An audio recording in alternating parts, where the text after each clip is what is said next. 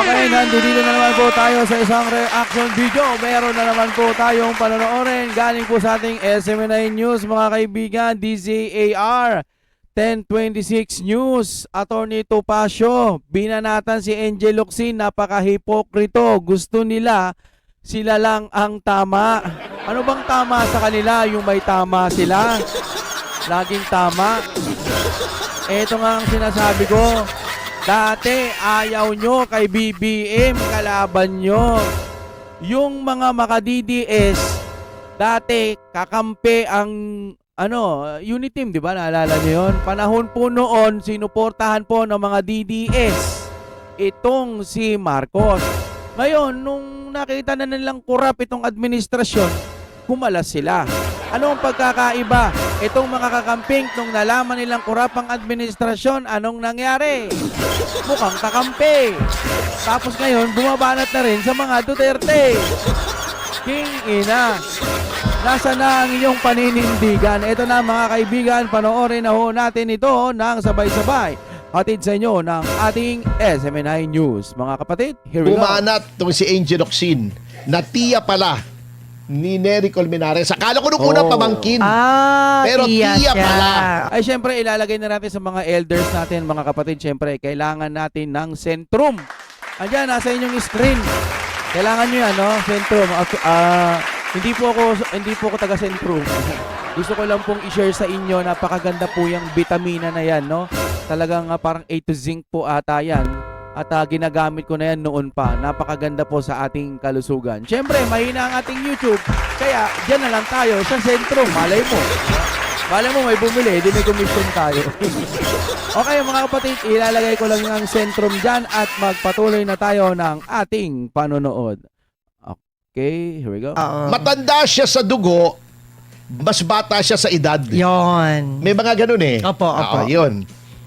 Ngayon, sabi niya kasi, binatikos niya si Robin Padilla. Sabi niya parang, ano nangyari sa'yo? Di ba dati namundo ka pa para ipaglaban ng bayan? Pagkatapos, ngayon, nung nire-red tag daw si Angel, tahimik daw si Robin. At parang nagpagtsikahan pa sa mga nagre-red tag. Pagkatapos, bakit daw pinagtatanggol ni Robin si Pastor Kibuloy? Muslim siya. Ano naman kinalaman noon? Di ba? Sariling desisyon niya yun. Parang nanunumbat pa. Opo. Na kasi hindi nga sang-ayon si Robin sa paniniwala ni Angel Locsin. Also known as Angelica Colmenares. Yan ang totoong pangalan yan eh. At alam nyo, si Madam Guanzon na lang siguro ang nakikita kong kakamping na merong utak. Kasi dati ang laban naman nila para sa katotohanan, di ba? Kaya ang pinaka naiwan na lang dyan si Ma'am Guanzon. Diba? Si Ma'am Attorney, susuportahan natin yan. Pero sa nakikita ho kasi natin ngayon, yung mga kakamping parang wala nang mga paninindigan. May mga nababasa din ako sa Facebook na talagang monggi. Talagang wala na silang paninindigan sa sarili nila. Nilunulok na lang nila. Alam na nila ang pangit ng administrasyon ngayon. Pucha, nakikidoon pa rin sila. Doon pa rin kami. Wala kaming pake. Kahit may Duterte, wala silang pake. Mas gusto pa nila doon sa mali. Di ba? Tahimik sila ngayon. Nasa na yung mga nag-human rights? Yung mga maiingay po pagka tinutumba yung mga adik-adik o kayo yung mga nagbebenta. Nasa na kayo? Ang iingay nyo nun. Pero ngayon, ano yung mga natutumba? Kung hindi bata, yung mga riders at iba pa, may mga napagsasamantalahan pang kababaihan. Yung mga human rights ba ngayon nasaan? Wala! Hindi namin napagkakakitaan. Wala na. Ibig ko sabihin, hindi ko na nakikita. Ay, ito pala yung book natin kahit ganito. Dahil ngayon kayong mag-ingay mga kakamping, wala kayong mga paninindigan. May mga kakamping matitino. Salamat sa mga yan. Pero pusang gala. Nakikita nyo, matino na ang Duterte, sarado pa rin ang utak ninyo. Mga buwak. Easy. Tuloy. Angelica Colmenares ay parang walang kwentang tao. Bakit parang? Grabe naman kayo. Porkit ba dapat wala nang parang? Robin Padilla. Bukas na liham ito. Kaya sumagot ako. Hoy. Eto ang sabi ko, mga kasama. Maikli lang naman ito. Opo. Sabi ko, Dear Angel Oxin, or should I say, Miss Angelica Colmenares, niece of Neri. Hindi pala niece, aunt pala aunt. I Aunt. stand erected. Corrected. pala. Corrected. Oo. Correct. Erected ang buto. Ano nga ulit yung erected? Parang familiar. Ay mga kapatid, palike ng ating video. Malaking bagay po sa atin. Oo, mali. Okay. Oh. Sabi ko, eto, ang aking isinulat. Pabayaan mo na si Idol Robin. Yun ang paninindigan niya. Ikaw ba ay pinakikialaman ka niya sa mga pinaniniwalaan mo? Isinumbat mo pang magkasama kayo dati. Kaya nga dapat nagalangin mo siya dahil may pinagsamahan kayo. Yun. Bakit ba kayo kasing mga dilaw, pinklawan, o kung ano man ang kulay mo? Ay may problema kayon lagi sa mga ibang opinyon. Na para bagang Hindi naman pinakikialaman yung mga opinion nila, no? Di actually dapat din pakialaman kasi nga napaka-wex talaga. kapag hindi sang-ayon sa inyo ay wala ng kwenta. Iyang pagiging sanctimonious ninyo ang dahilan kung bakit kayo kinamumuhian ng majority ng ating mga kababayan. Tama. Ipinamukha mo pa na dating namundok siya upang ipaglaban ng bayan. Ngunit tila Oo, ganito yon. Ipinaglaban niya ang bayan. Sa kabila kasi iba.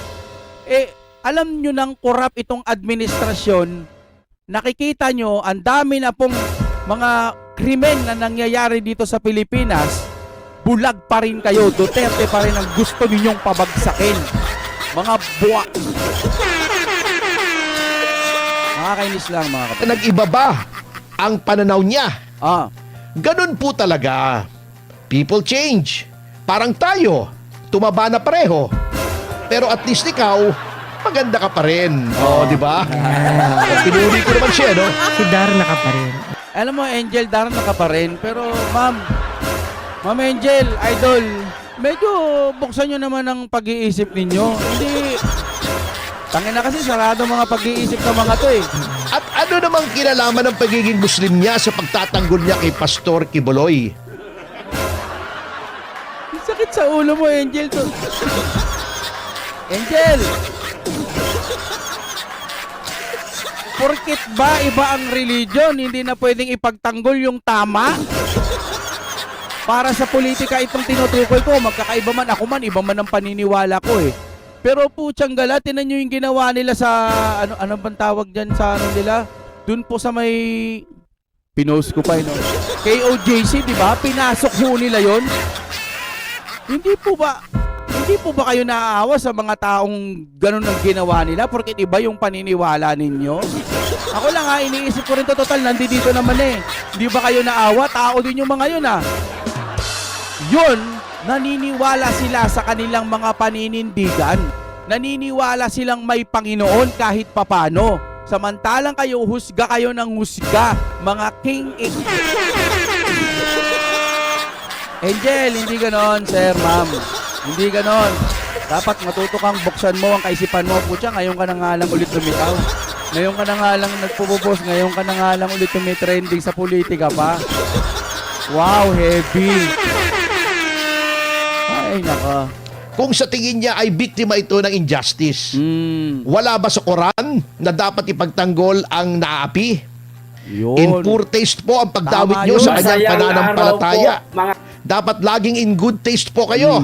Halimbawa, ganito halimbawa, yung mga, kalimbawa lang yung mga born again naman, ganito ang ginagawa, ganito, ganyan, sinalakay po sila ng mga ganito, kawawa naman sila. Ano sasabihin, halimbawa lang ni Angel Oxin, halimbawa lang Catholic naman ako hayaan mo sila. Ganun ba yun? Porkit ba Muslim, hindi na pwedeng pakialaman yung kampo nila, Pastor Kibuloy? Tangina naman niya. Tanginang paniniwala yan. OMG. Actually, may title pa rito. Nakita po ako kay Pambansang Loyal. Angel Oxin, hinubaran na. Ay, hinubaran. Membro pala ng Makakaliwa. Ano ba, kamag-anakan nila yung Makakaliwa? Alam mo naman, kakamping yung sinusuportahan yan eh. Diba? May mga time na nakikita ko dati sa Facebook itong si Angel, nagbibigay, ganyan, ganyan. Pero naman, ma'am, huwag mo sirain. Sarili naman niya yan, wala naman ang tayong magagawa. No? Tuloy tayo. Parang Arce Dairy Ice Cream.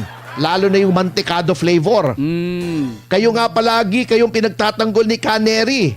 Although hanggang salita lang yon. Ang hilig manghamon noon sa akin sa Department of Justice. Sa labas daw kami.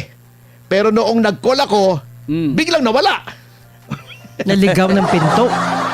Ibinoto si Bino ng mga taong bayan sapagkat tunay na tao siya. Yan ang Robin na kilala at hinangaan namin. Ngayon. Hindi plastic. Tulad ng iba sa inyo na ang ekspresyon ng pagmamahal kuno sa bayan ay ang pagbibigay ng dole-outs tuwing birthday.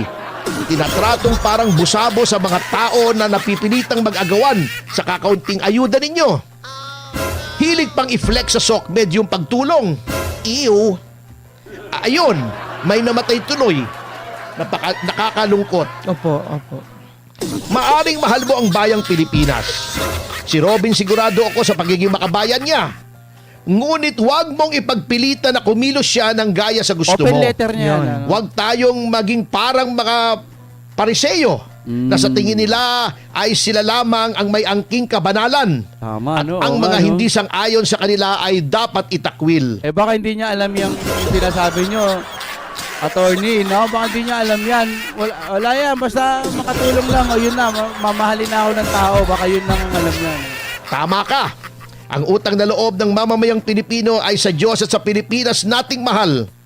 Hindi sa iyo o sa iyong grupo o sa paniniwala ninyong nais ninyong sapilitang sundin ng lahat. Tama na ate. Gising na. Ngunit tingin ko, para sa iyo at mga tulad mo, hindi na magbabago ang kaulaluan nyo. Huli na ang lahat. Okay. Wala ako. Sa totoo lang, ano? Sorry sa basihan ko, pero kapag ka dilawan ka at gusto mo puro katotohanan, palakpakan. Pero pag dilaw ka, pusang gala, pinipilit mo na lang na maging dilaw ka. Yumayakap ka na sa Marcos kahit alam mong pangit na ang kanilang ginagawa. Bulag ang iyong mga mata. Duterte, anti-Duterte ka. Hindi ka makabayan. Kaya wag niyong sasabihin na kapag hindi na-impeach si BP Sara, magagalit ang taong bayan. Taong bayan daw ang magagalit. Kapag hindi na-impeach si BP Sara, mga gagi. Flood control lang dapat nating unahin. Hindi yung impeachment na yan. At yung kay Angel Locsin,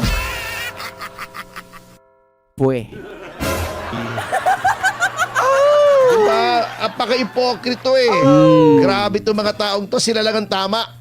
Anyway, uminit yung usapin tungkol sa investigasyon daw doon sa Asian Games ng 2019. Yes. At boy, absuelto na daw si ano doon Vin Tison Vin Tison. No, si Tison. diba sinabi ko kahapon, tatawa-tawa ko. Opo. Sabi ko, imbestigahan nyo yan. Ang isa sa mga nasangkot dyan si Vince Dizon Oo na nga. itinamanda ng Citizens Crime Watch. Doon Tapos wala nang paligoy-ligoy, absuelto na. Sunod na si Cayetano. Yung dalawang Cayetano. Wala na, basta absuelto ako dyan, ha? Okay, next. Sino kaya ang isusunod nila? 2019. Nandiyan Tagal naman na sa pala. ating linya ng komunikasyon ang Tagal na Pangulo pala ng nun, Citizens Crime Watch. Ayan. Wala pa. Okay. Oo. Anyway, habang hinihintay po natin si CCW President, National President, Jigs Magpantay, ay pasalamatan natin. Noon. Tayo parehas dito. Opo, Si opo. Director Matibag. Opo. Ayan. At natibag siya. Oo. Ayan. Diba sabi natin nung isang araw, Opo. ano ba naman yang si Matibag? Inuuna pa yung pagpasyal-pasyal Opo. sa Bangkok. Oo. Baka gustong bumili ng Bangkok. Hindi kasi baka naka-schedule na. sa Bangkok. Pero nagbago. Oo, nagbago! Yon ang maganda. Hindi siya nagbabago ha. Oo. Yung kanyang plano nagbago. Yun. Kasi nung una, kanyang gina-justify Opo. na ito daw ay importanteng anti-scam summit na may mga ibang kinatawan ng iba't ibang mga law enforcement agencies mula sa buong mundo. Opo. At parang nanghihinayang pa siya na hindi pumunta. Oh. Kasi makakatsikahan daw niya. Parang side talk. Okay. Yung direktor ng FBI, Federal Bureau of Investigation, si Kash Patel. Di ba marami ng cash si Matibag? Di ba nandun sa video? Cash. Kumain sila sa restaurant. Ay, Tinanong ah. nila kung magkano yung bill. Sabi sa kanila, 100,000 something. Oh. Di ba? Nagyabang siya. Sabi niya, uy, ang liit pala. Ito, 1 milyon. Di ba? Naglabas ng 1 milyon. O, di ba? O, di ba? Yun lang. Oo. Yun lang. O, marami ng cash. Gusto pang kausapin si Kash Patel. Cash Patel. Ano naman yan? Oh. No, anyway, natauhan. Ayun. Tinatablan din pala. Oo. Hindi, nag-isip lang yun, sir. Meron pala siya noon. Oo. Nag-isip. Nag-isip? Kasi sabi niya, Nag-isip. Ayan. At sabi niya, hindi na daw siya pupunta. Yun. Oo. That's it. At magpapadala na lamang siya ng kinatawan mula sa NBI. Good At idea. tamang desisyon yan. Opo, good idea. Alam niyo kung bakit? Hindi naman sa pag-ano. Opo. Alam niyo, yung NBI talaga, magagaling ang mga tao dyan. Walang pangalan yan, walang Yung mga pangalan. karir, ha? Noon. Tagal na dyan. Noon. Hindi, kahit ngayon. Oo. Marami akong kilala dyan. Uy, Yung isa nga, palakpakan. estudyante ko pa eh. Ayan. Maraming magagaling dyan na alam ang ginagawa nila. Opo. Si Matibag, Ah. hindi naman karir yan eh. Hinugot lang yan. Kung saang ewan eh. Ako nga, ngayon ko lang nga nalaman eh. NBI, ano pala yan? O, di ba? Ayan siya, O. di ba? Siguro ang ganito na lamang mga kapatid. Maraming salamat po sa inyong panonood mga kaibigan. Napakababa po ng ating views. Ewan ko, nasira siguro ang ating algorithm. Kaya sa tulong po ng inyong Gcash. Ayan po mga kapatid. Maraming salamat sa lahat po ng sumusuporta kahit pangkapilang, kahit magkano, kahit 2, 3, 5, kahit magkano pa yan mga kapatid.